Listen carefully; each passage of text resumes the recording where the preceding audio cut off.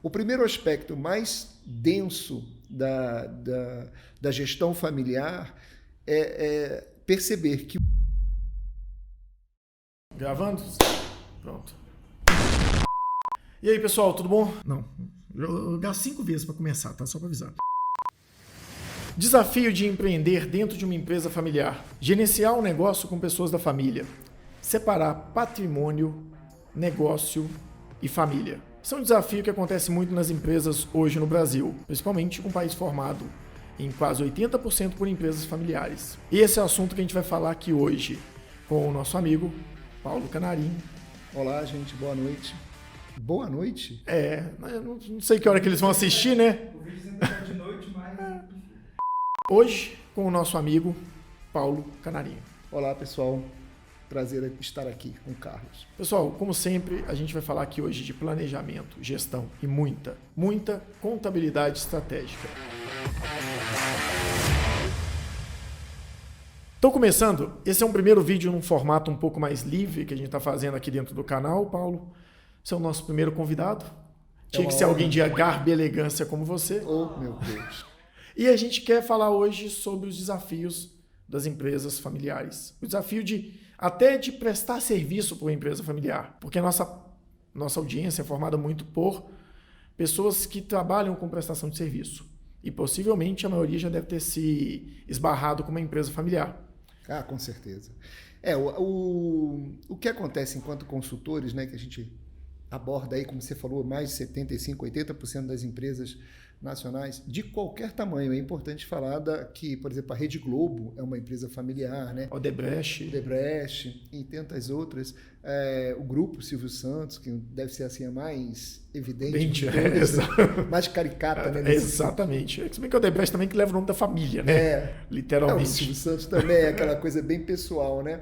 Mas o que chama mais atenção nas empresas familiares, que podem ter 100, 50, 80, ou então 5 anos, é que, invariavelmente, a dificuldade de separar os interesses que vêm antes da família dos interesses que são da empresa, né? Empresas menores, né? Eu trabalho com consultoria com empresas de médio porte. Quantas vezes, ou então quem nunca, né, que é prestador de serviço, quem nunca se deparou com um proprietário que simplesmente diz: não, minha filha faz 15 anos, aí põe a mãe no caixa, mão no caixa e faz a festa. Meu filho passou para medicina, põe a mão no caixa, é um carro. Né? Eu preciso rever... A gente tem uma história em comum desse, né? Pois é. Então, filho assim, faz aniversário, ganha uma BMW, o filho ganha uma BMW. Então, assim, e põe a mão no caixa e não tem um controle. Então, assim, o primeiro aspecto mais denso da gestão familiar é perceber que o dinheiro não é do dono. E que o dono... Administrar significa servir aos outros, né? Então, que o dono nada mais é do que um trabalhador, né? Funcionário. Uma colega consultora estava me contando que ela chegou numa empresa e aí, né, ela pergunta, separando os papéis, tentando trabalhar com o conceito de papel. Você faz o quê? Eu sou dono. Não, eu entendi, mas dono não é papel, filho. Você tem que ter uma função. Né? Não, eu só sou o dono. Ou seja, então você não precisa de salário, né? Já que você não trabalha aqui, o dono recebe distribuição de lucro. Então, eu acho que o maior desafio, aliás, o primeiro, talvez não o maior, mas o primeiro é que essas empresas que são emergentes ou são recentes percebam a importância da gestão financeira, né? A gestão do caixa em separado da unidade da empresa, da unidade familiar, e respeitar o valor que a empresa gera e o seu recebimento, seja ele por prolabore, comissão, né, pagamento. Eu acho que isso daí é o que é mais evidenciado, né? Aquela confusão do que a empresa é minha, então o dinheiro é meu. Não é. Isso é uma coisa que eu recentemente tive um problema, eu até perdi o cliente, é uma brincadeira que eu faço. Já falei isso com vários clientes, mas só um eu perdi, então ainda estou no lucro. Que um cliente tinha um cargo como coordenador financeiro e a empresa estava passando por dificuldade. Coordenador financeiro, não, desculpa, coordenador comercial. E a empresa estava passando por uma certa dificuldade e esse sócio recebia como coordenador. Eu lembro que eu cheguei para ele e perguntei: quanto você pagaria para um gerente comercial? Aí ele falou: acho que no máximo uns R$8.000 por mês para um gerente mais comissão. Aí eu perguntei para ele: então a gente poderia te mandar embora? e contratar um gerente comercial no seu lugar? Porque você ganha 45. Então, você está assumindo um papel e recebendo um valor que não vale isso. Você deveria receber 8 mil como coordenador comercial e o restante em distribuição de lucro quando a empresa tem lucro. Se você acostuma com salário, eu não consigo manter esse salário. Porque esse salário está no limite do lucro da empresa. A empresa aumenta, eu aumento o salário. Aumenta o salário. Só que se ela cair, eu não consigo resolver. Acabou que eu perdi esse contrato. Mas, em outros casos, valeu a pena, porque pelo menos a pessoa entendeu. Mas o risco do cara ter perdido a empresa é maior, né? Exatamente. Pelo menos quando eu perco só um contrato, eu tenho outros. Ele ia perder a empresa. E eu prefiro ser um pouco sincero. Às vezes não dá certo, mas... Pois é, eu acho que esse daí é o primeiro desafio. Em relação a essas empresas assim de planejamento, por exemplo, né, como você falou, né, a questão do planejamento interno da empresa e tudo, quando os papéis são relativamente bem definidos e as pessoas não estão ali como bibelôs, enfeites, ou seja, elas têm uma função, a chance é boa. Eu conheço empresas que funcionam muito bem assim e elas vão perfeitamente. Talvez nesse momento os desafios sejam mais os relacionamentos, porque, por exemplo, empresas familiares de marido e mulher, por exemplo, existe uma tensão, né? Que às vezes você chega para trabalhar e o pau quebrou no final de semana e você de repente descobre que o que estava bem na sexta, na segunda está péssimo, né? Ou um maldito churrasco, alguma coisa que aconteceu. É um tipo de tensão. Mas o que mais eu acho que é mais crítico, assim, na verdade o que mais me incomoda é quando os gestores, né, os pais, por exemplo, né, pegam os filhos recém-formados ou então em processo de formação e colocam dentro da empresa. Isso é um risco profissional muito grande para aqueles dois que estão entrando. Você começar uma vida profissional num ambiente, na maioria das vezes, absolutamente protegidos e com algumas regalias, pode condenar essas pessoas profissionalmente, entendeu? Nesse momento, crianças ainda, vamos dizer assim, né? Jovens. E isso daí é uma coisa que eu vejo e eu reluto, assim, deixa as pessoas começar profissionalmente no mercado e tal. Tomar porrada. Isso, sim. E seguir o caminho dela e de repente voltar aí com uma visão, até para te trazer, né, completar, né, trazer coisas novas e não ela ficar replicando as coisas velhas dos últimos 20 anos da empresa. Então isso eu acho crítico nesse sentido. Irmãos também, né? Quando a empresa tem 2 irmãos gestores... Sócios ainda? Sócios sempre, né? Esses também é um outro desafio. Porque às vezes os 2 irmãos são filhos do dono. Sim. E aí, eu queria só, antes da gente entrar nessa pauta, tem um desenho que eu costumo muito usar para explicar ao cliente, quando o assunto é planejamento sucessório, que é a diferença entre... Eu tenho um círculo, aquela boa e velha matemática que a gente aprendeu no ensino fundamental, do contido, está contido e não está contido. Eu tenho um círculo de pessoas que é a minha família. Dentro desse círculo tem um monte de pessoas. E algumas dessas pessoas estão contidas num outro círculo que chama negócio. E às vezes eu tenho um terceiro círculo que chama patrimônio. Então às vezes eu tenho pessoas da família que compactuam no patrimônio, por exemplo, uma holding, alguma coisa do tipo, mas não faz parte do negócio. Eu tenho pessoas da família que fazem parte do negócio, mas não compactuam no patrimônio. Por exemplo, um cunhado que é da família e está no negócio. E eu tenho pessoas que estão no negócio, fazem parte do patrimônio, que é um sócio, mas ele não faz parte da família. Então, quando eu falo de entendimento do processo ali de empresa familiar e tudo isso, é muito importante eles conseguirem dividir esses ambientes. O que é família, o que é negócio e o que é patrimônio. E ver onde eu tenho inserções. Porque às vezes eu tenho normalmente o patriarca, que ele é da família, ele faz parte do negócio e ele também é detentor do patrimônio. Ele está na inserção de todos os círculos. Exatamente. Ele é a inserção, né? Ele é a interseção da coisa. E às vezes tem 2 famílias na história. E aí tem 2 patriarcas que fazem inserção em todos os ciclos e as famílias não se misturam. Então essa visão, eu vou pedir para colocar esse círculo, a gente apresentou ele no curso de consultoria empresarial e foi muito bom, a gente teve um feedback muito bom do entendimento disso. Então a gente queria trazer isso para vocês para dar uma visão clara que quando a gente fala de um filho, ele é família e às vezes ele entra no negócio. Mas tem outro filho que não é da família, não está no negócio, vem no futuro. Às vezes o patrimônio da empresa está misturado com família e eu tenho que, eu preciso reduzir parte do patrimônio para voltar dinheiro para a empresa.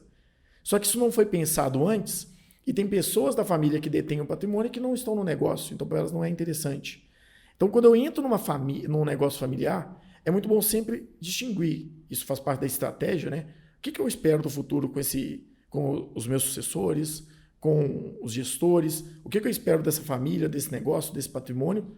Porque se eu não pensar agora, lá na frente começa a criar problema. E é um assunto sério, né? Que nem nós mesmos recentemente vivemos uma experiência juntos, né? Onde, eu vou parar, eu vou viajar e ele vai tomar conta de tudo, ele que vai... Sim. Né? A gente viveu isso. Vou aposentar, né? Eu vou aposentar e ele vai seguir e tal. Mas o hábito do planejamento, né, para o empresariado brasileiro, pelo menos o médio, ainda é uma coisa muito nova, né? Planejar é uma coisa que gera uma ansiedade danada, mas vai demorar muito. Mas será que, né? Mas não dá para a gente resolver logo. Então, assim, o planejamento é uma coisa que, quando você vai falar para, não vou dizer a maioria, mas, né, para uma boa parte dos empresariados, que tem que planejar, que tem que organizar, eu não sei, dá uma compulsão de preguiça, o cara se coça todo, a vontade que ele tem é de sumir, não dá para entender isso. E, na verdade, tudo que você planeja, né, tudo que você tenta antecipar e organizar, você meio que se protege, né, das adversidades que podem vir na medida que o planejamento ele tem essa própria proposta, né? Então, ganha-se muito tempo a médio e longo prazo no planejamento, né? Seja ele sucessório, seja ele jurídico, né?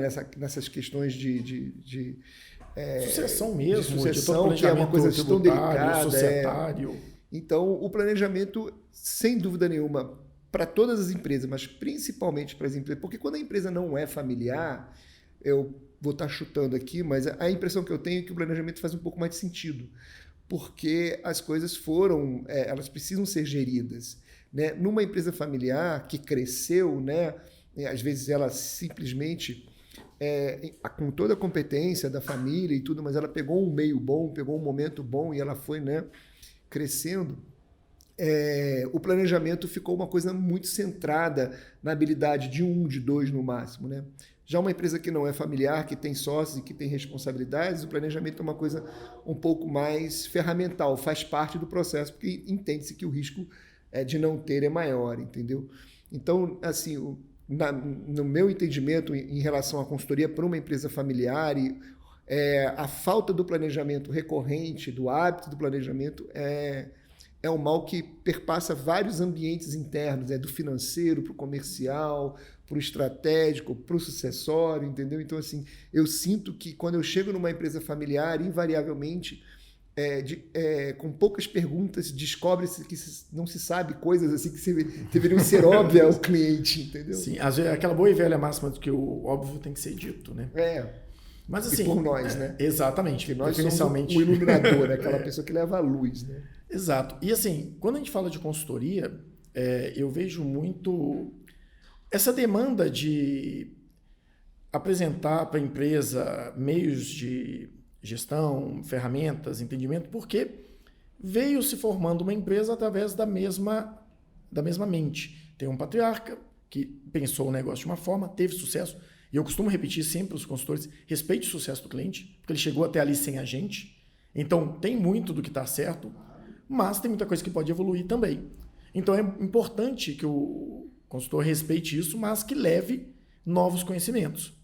E automaticamente isso se dá pelo fato de que os filhos, os familiares que entraram na gestão do negócio seguiram sempre aquela mesma linha de raciocínio do patriarca. E aí nisso eu volto num ponto. Eu não sei se você conseguiria lembrar, eu tentei lembrar que agora eu não achei muitos, para tentar fazer um elo. Quantas empresas você já trabalhou que não eram familiares? Exclusivamente não eram familiares. Porque é muito complicado a gente explicar para a audiência o que é o conceito de uma empresa familiar. O que a gente vai considerar que não é uma empresa familiar, para a gente poder fazer um elo entre a vantagem que uma empresa familiar traz de trazer conhecimentos externos em relação a uma empresa familiar, e talvez por que a empresa familiar acaba recorrendo mais eu considero uma empresa. Então vamos lá. De terceiros, né? Consultoria. É uma questão legal, mas assim, quando eu me refiro a uma empresa familiar, é principalmente a cultura familiar internalizada naquela empresa. Então, o que eu quero dizer com isso? Bem, algumas empresas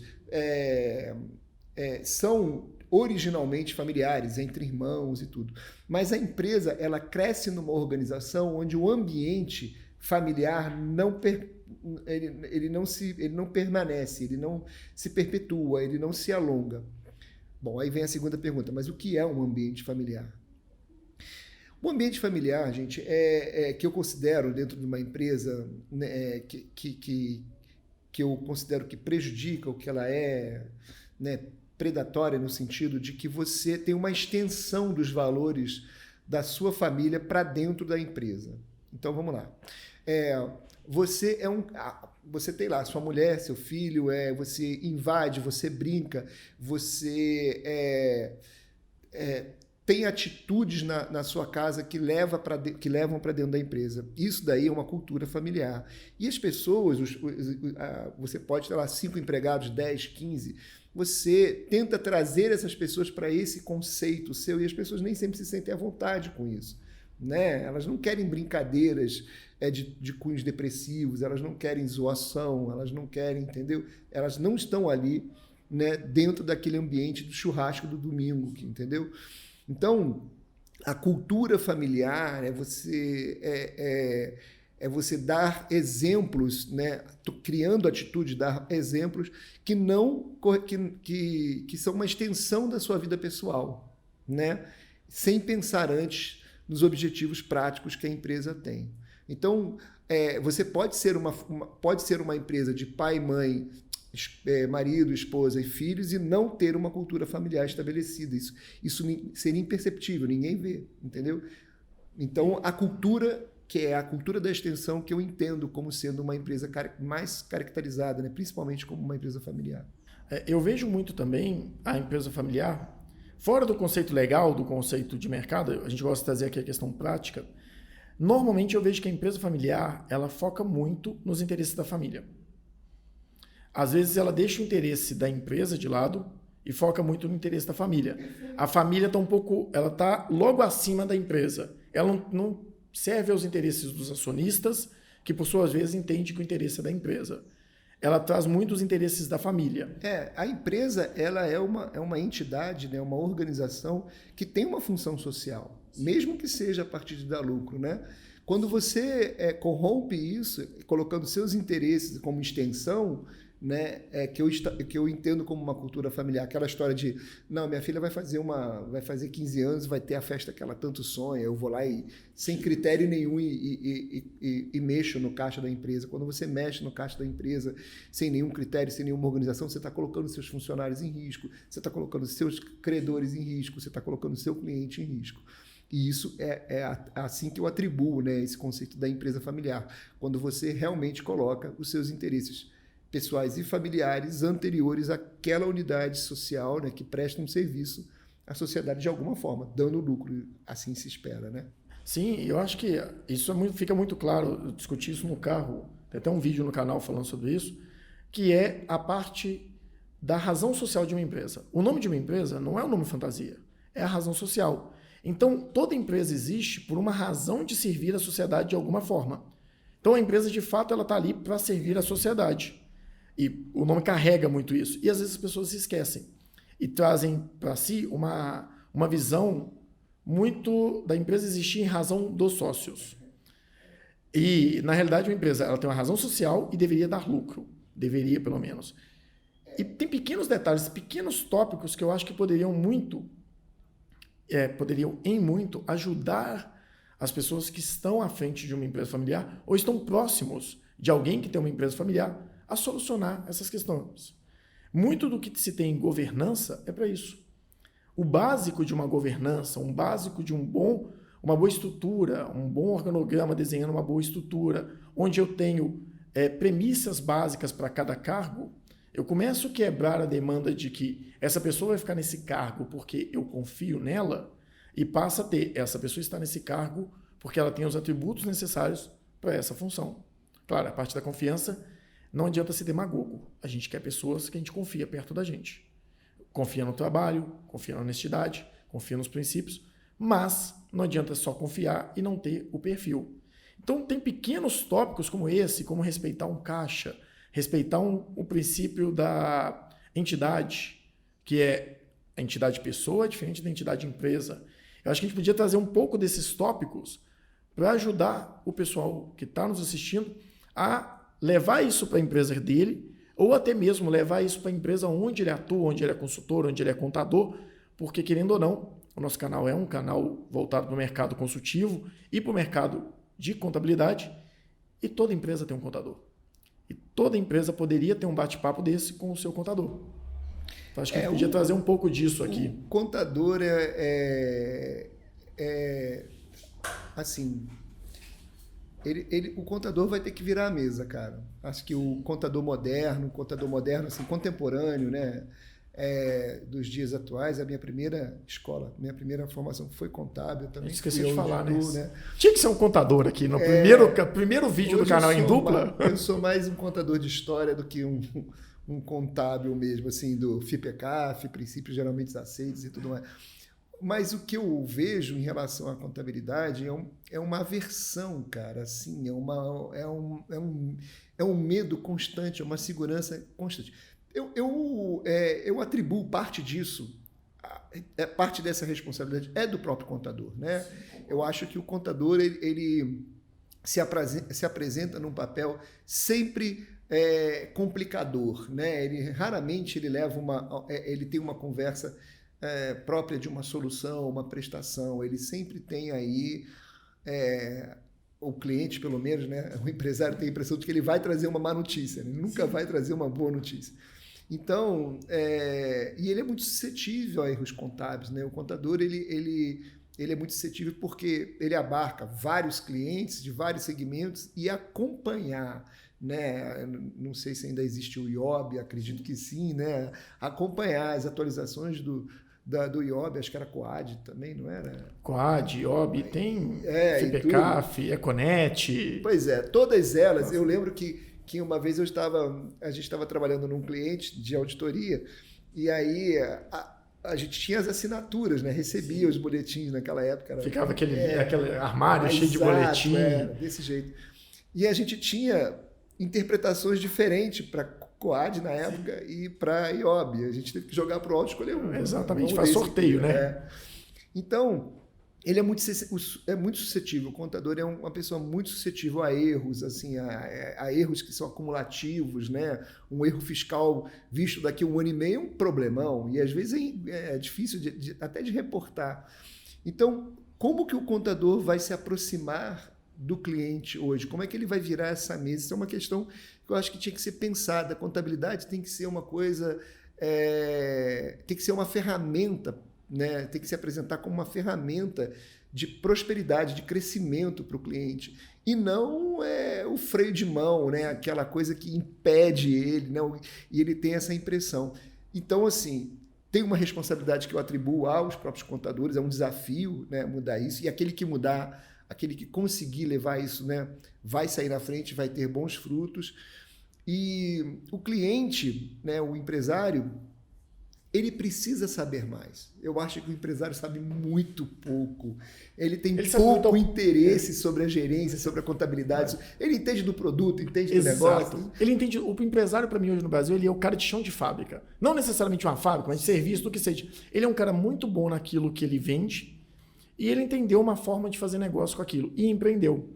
Mas eu até gostaria de voltar um passo antes, porque eu acho que um pouco da responsabilidade é do contador, um pouco é do cliente, um pouco é da nossa economia. Você pega ali 1994, 92, de 90 até 94, muita moeda, inflação altíssima, a contabilidade não refletia a realidade do negócio, atualização monetária praticamente todo dia. As grandes companhias faziam contabilidade toda em dólar, em paralelo, porque... Exato. Porque não tinha o que fazer, né? Quando mandava para fora, né, os números... Imagina uma grande empresa no Brasil fazendo gestão financeira através da contabilidade com uma inflação superior a 300% ao mês. Como é que você vai medir o resultado comparando as vendas que você fez no dia 1º, que tinha um preço, e no dia 30, que tinha 3 vezes mais o preço e o custo? Então, era uma loucura. Mas eu estava falando hoje aqui com um consultor da sobre isso, que a gente estava tendo uma entrevista aqui pouco antes, e eu tento sempre levar para o cliente uma coisa. A contabilidade, para mim, ela é, e eu não mudo isso, a melhor ferramenta de gestão que existe no mercado. Toda gestão está embasada em cima de números.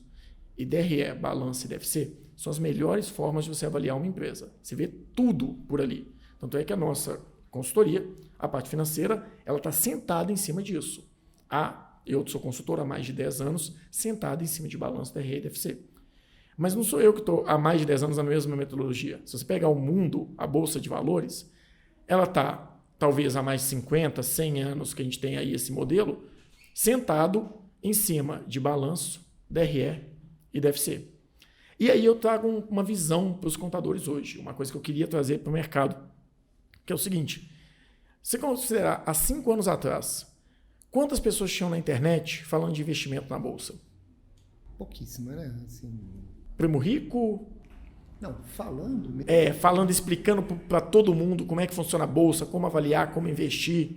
Era uma coisa, inclusive, muito elitizada. As pessoas nem tinham acesso, né? Assim, era poupança e pronto, né? Ou era dólar ou era poupança. Hoje, quantas pessoas você vê na internet falando sobre Bolsa de Valores? Hoje uma infinidade, e o que é mais legal, eu acho assim, toda vez que você capilariza uma informação, que você capilariza é um jeito simpático de dizer populariza, né? Sim. Que você leva aquele conhecimento para a base, para a massa. Então hoje você consegue fazer investimentos a partir de, sei lá, de R$500, R$300, dependendo, você consegue fazer investimento na XP, você vai lá no banco, tem. Então isso daí fomentou esse acesso e aí, essa multiplicação. E o que eu acho mais interessante ainda é que depois da gente ter tido uma crise, ter vivido, né, uma crise de endividamento pessoal enorme, né?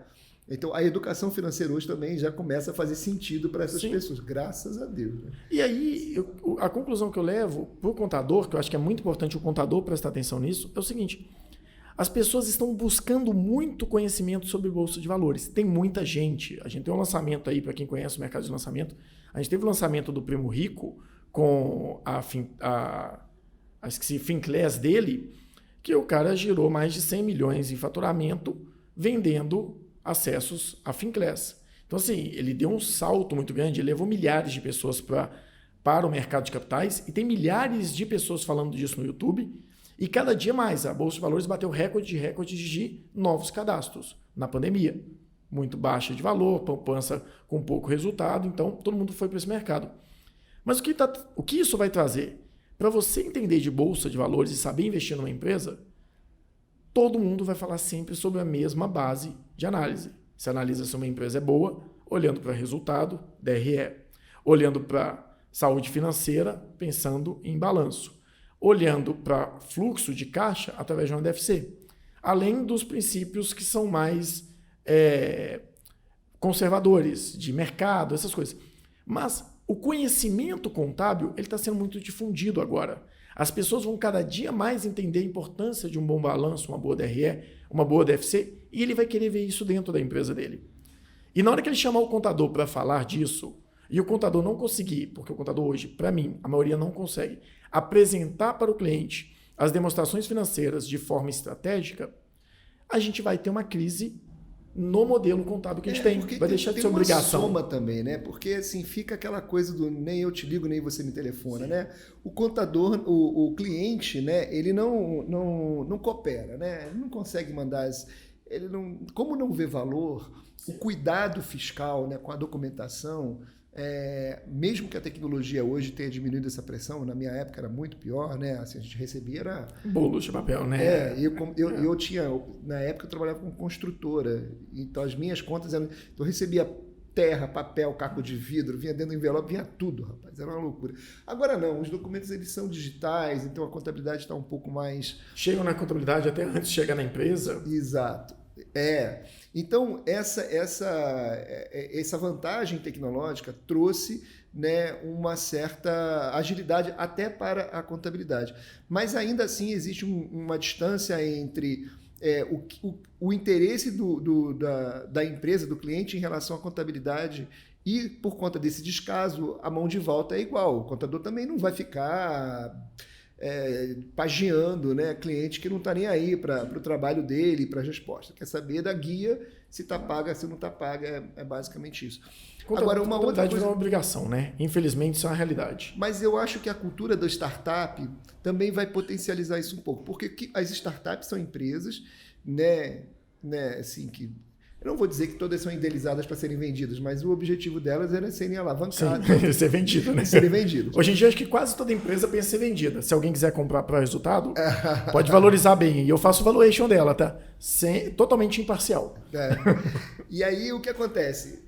Parte desse processo de rodadas de negócio, de investimento nas rodadas, tem levantamento contábil, entendeu? Né? Assim, a contabilidade não está só mais na due diligência, naquelas questões assim entre fusões, aquisições, né, e tudo, né? Hoje, quando você vai aportar um dinheiro, né, independente do valor que você vai aportar, você vai colocar lá numa rodada de negócio 20 mil, 30 mil, valores até menor do que você colocaria em outros lugares, como até a poupança ou a compra de um carro. Você quer saber da liquidez, você quer... Então, eu acredito que essa cultura, né, essa também popularização desse tipo de investimento de médio risco, alto risco, né, vai ajudar muito a trazer o entendimento ou o interesse pelos números contábeis, assim, para além do balanço. Do básico, né?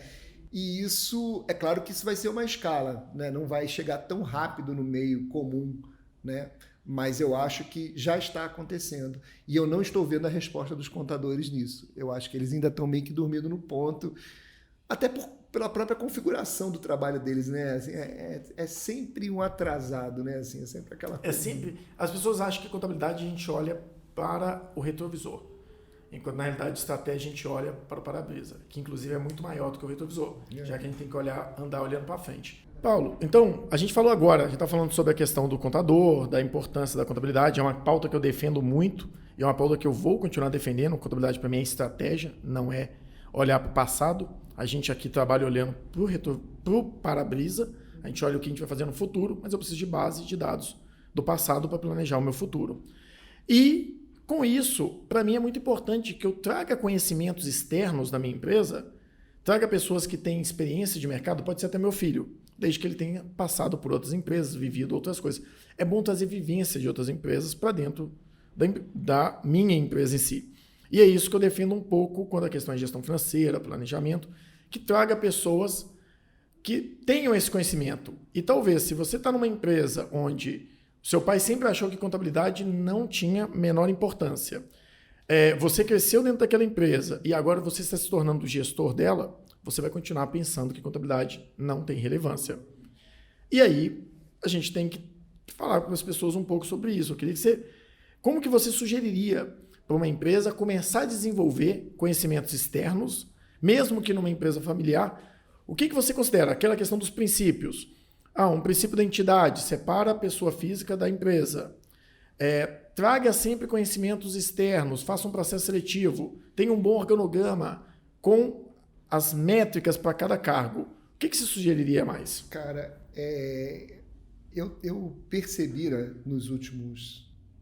Percebira. Olha o nível do capaz. Percebi que o que acontece é o seguinte, o consultor, a gente que entra na empresa, que vai falar com o cliente, a gente que vai esbarrar com um monte de crenças, assim, algumas muito limitantes e tudo, a gente tem que aprender a lidar com um pouco de coaching, sabe?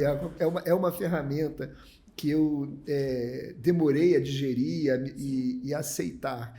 Eu acho que um contador ele tem que abrir a mente dele para outros conhecimentos também e lidar com o seu cliente com um pouco mais de compromisso, com um pouco mais de comprometimento, no sentido de evangelizar mesmo, levar a palavra da contabilidade a favor dele, porque ele não consegue, ele não tem argumentos nenhum sozinho, o cliente de família ou não, para fazer isso, entendeu?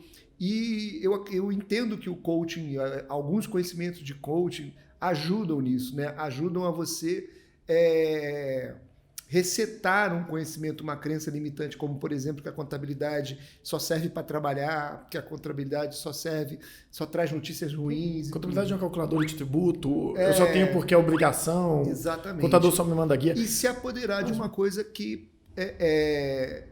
que é poderosa, né? Quando bem feita, quando bem praticada, ela é um argumento definidor para várias decisões estratégicas, né? Porque o que acontece? Na medida em que uma empresa, familiar ou não, ela se acomoda nos louros do tempo, de 20 anos, de 30 anos de mercado, ela hoje, né, em relação ao mercado, ela passa a disputar espaço por preço, porque ela não se renova, e isso a contabilidade vai evidenciar, né? Você vai ver os números começarem a ficarem cada vez mais estreitos. Tendo a contabilidade como base de bons planejamentos, você pode se lançar a novas práticas de mercado. E a contabilidade ajuda nisso, né? Ela te demonstra isso, né? E então é parte do nosso trabalho, né, do contador, por exemplo, fomentar isso, levar essas possibilidades. Só que para isso o contador também tem que sair daquele lugar da viseira, né, da marcação né, e ir para a luz, em direção ao cliente, e dizer, olha, cara, estou vendo aqui que a sua empresa não. Isso deixar de ser um goleiro e passar a ser um atacante. Né? Para isso você vai ter que cobrar mais? Talvez você tenha que ressignificar o seu negócio, porque aqueles que cobram menos vão se digitalizar. Então, aquela pessoa que não quer a contabilidade, ela vai para o digital, porque aí é um gerador de nota fiscal, beleza. Mas aquele que precisa de um serviço, precisa receber de fato um serviço, né? E aí você tem que levar o valor do conhecimento para além da ferramenta, entendeu? Da ferramenta contábil, né? Mas nesse caso, se a gente não estivesse falando somente para contadores, que na maioria do nosso canal não é só contadores, pelo que a gente estuda, mas se a gente fosse falar para aquela pessoa que é um empresário, um consultor, que é um advogado, que quer levar para uma empresa formas de conseguir profissionalizar uma empresa que é familiar. O que você deixaria de dica para a gente começar a conduzir? Eu sei que você tem horário hoje, mas a gente vai voltar e vai falar muito mais aqui. Mas me pergunta de novo, para quem? Para quem não é contador, o cara que é advogado, o cara que é empresário, o cara que é consultor, e ele quer ter princípios, aquela boa e velha fórmula mágica. Segue esses 3 passos que possivelmente você vai começar a profissionalizar a sua empresa, que é familiar. Você teria 3 dicas básicas assim que você conseguiria deixar? Bom, teria. A primeira, sem dúvida, é respeitar o caixa da empresa e definir bem o dinheiro de cada um, né? Saber que você é merecedor de um prolabore, de um salário e somente isso, né? Qualquer coisa além disso é lucro. Perfeito. Entendeu? Então, dando, show de bola, você cumpriu o seu papel, você tem direito ao lucro. Não, você tem que rever seu negócio. Enquanto ferramenta, a segunda dica coloca a sua contabilidade em dia, chama eles para conversar, vai lá tomar um café com o cara, traz o contador para dentro da sua empresa, tenta entender como o processo funciona, porque uma contabilidade, hoje, né, a gente está entrando em outubro, não sei se eu posso falar a data, mas a gente está entrando em outubro. Eu tenho clientes que a contabilidade está em fevereiro, março, gente, entendeu? E isso não pode acontecer, isso não é uma coisa normal, admissível, regular. Ou o problema é na sua contabilidade, ou o problema está em você. Descobre onde é que está esse problema. Então, para isso, chama o cara para conversar, não tem outro caminho. Talvez sua equipe não está mandando documentação para a contabilidade. E aproveita, tendo uma empresa de familiar, para definir os papéis. Quem faz o quê, quando, como, né? Quais são os resultados que aquela pessoa que você espera. E conversa com esse grupo, seja ele marido, mulher, filho, irmão. Definam bem os resultados. Porque o funcionário, ele mira em vocês. Entendeu? Ele mira nos donos para saber o seu próprio comportamento. Se o comportamento de vocês, dos donos, é um comportamento amplo, sem muitas definições, qual que é o comprometimento de você com a empresa? Vai ser o mesmo do seu funcionário, não adianta reclamar dele. Então, definir papéis ajuda muito isso, entendeu? Tanto entre os donos quanto os papéis do funcionário, que vendo os donos, vai se mirar e vai respeitar muito mais esses limites, vai ser mais produtivo, por assim dizer, né? Não, então, se a gente fosse terminar assim, a gente poderia falar que, ponto 1, respeite o caixa, entidade e empresa separado de pessoas, defina salário.